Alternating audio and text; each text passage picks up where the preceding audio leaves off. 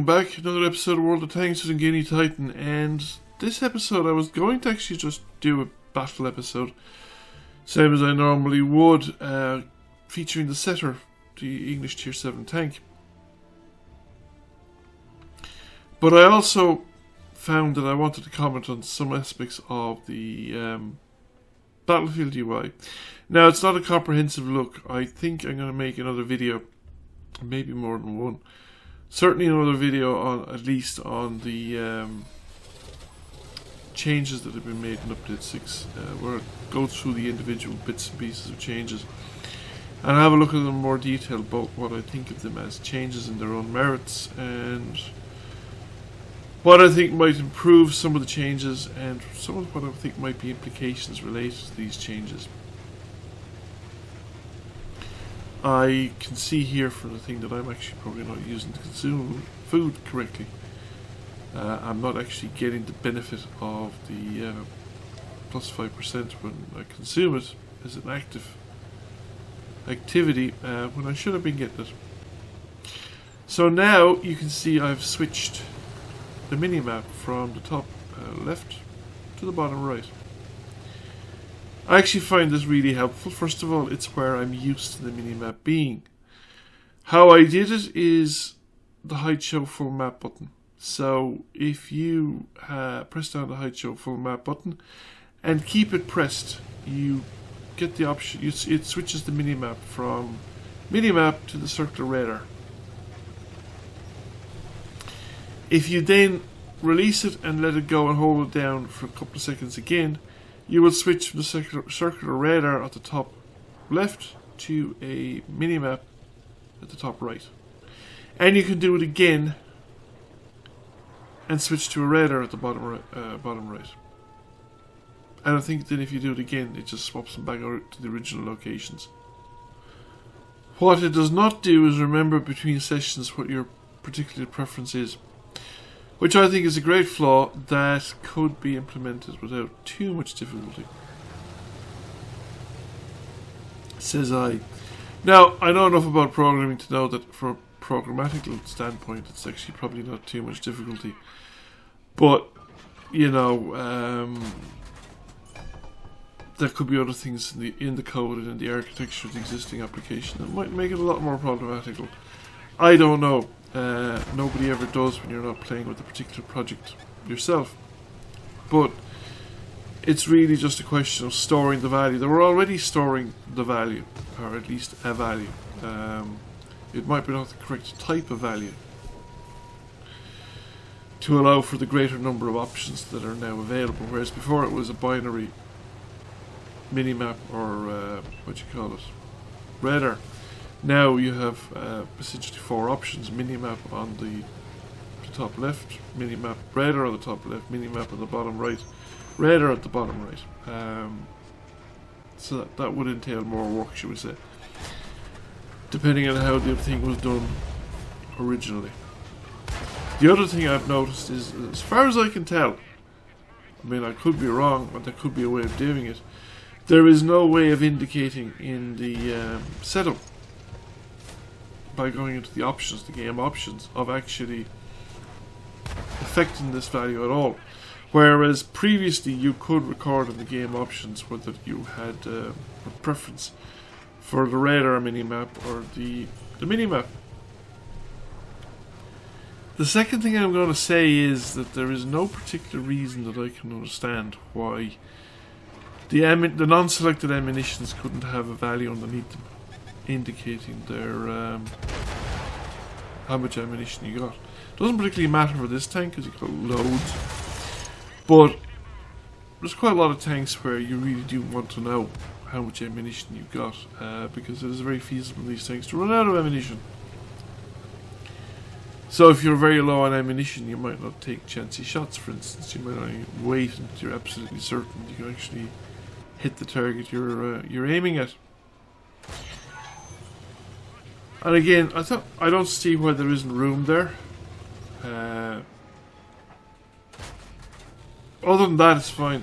I mean, I don't have a problem with the iconography or the current setup for the ammunition icons down at the bottom of the screen. Not a problem with that. I also like the experience feed. I think that's a very positive improvement. I think it's the first time the game has actually given direct feedback to the players that is actually useful.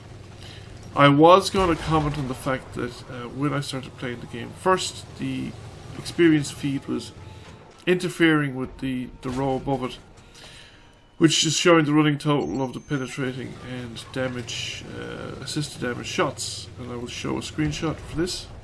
So you can see here that the 53 experience is interfering with the view of the 600 assisted damage, 95 penetrating damage. That was a situation a week ago. They've already corrected it, so that's actually good. It's good that they're keeping an eye on a situation like this. But I do actually think that the experience stuff is actually really good.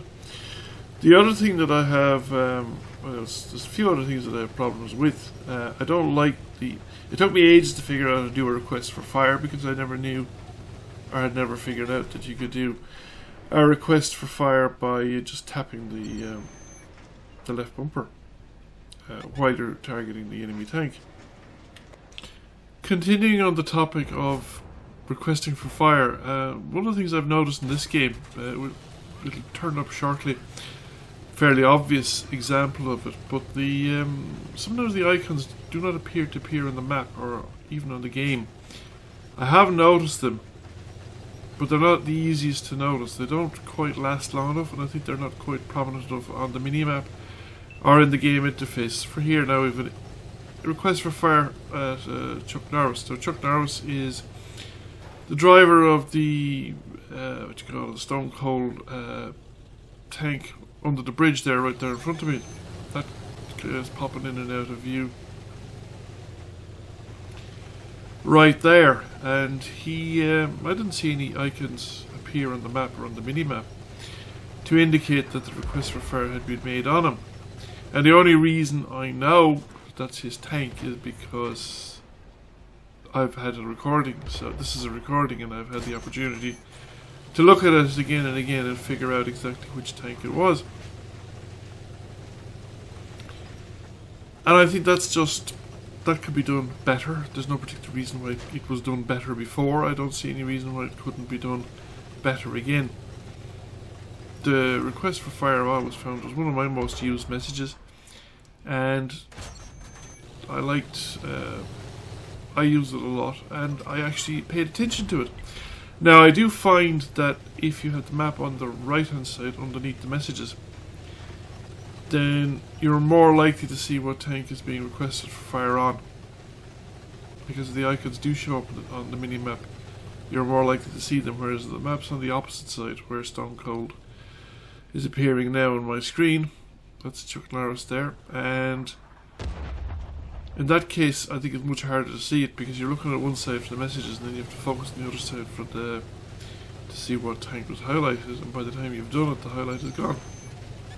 For that matter, I noticed Cover Me is no longer available as a message, as far as I can tell. That was another message that I used quite a lot. I don't know if it was ever that useful, but I always thought it should have been useful. If certainly people were paying attention to the message stream, then they would realise that you were about to make some kind of a move, and they could react accordingly. Now, not every player will do so, but you will get the players, the more experienced players and the more alert players will actually react to a message like Cover Me, or Cover Me, I'm on my way, in a succession, maybe with a map ping, and you'll get something useful out of it. The top three, nice. It's a bit of ego boo if you actually see your name in it. Don't think it makes a huge difference. The extended animation on this screen and the extra information, I think it's useful that you're getting Commander XP as a separate number, because I think Commander XP was one of those areas where there was a lot of confusion.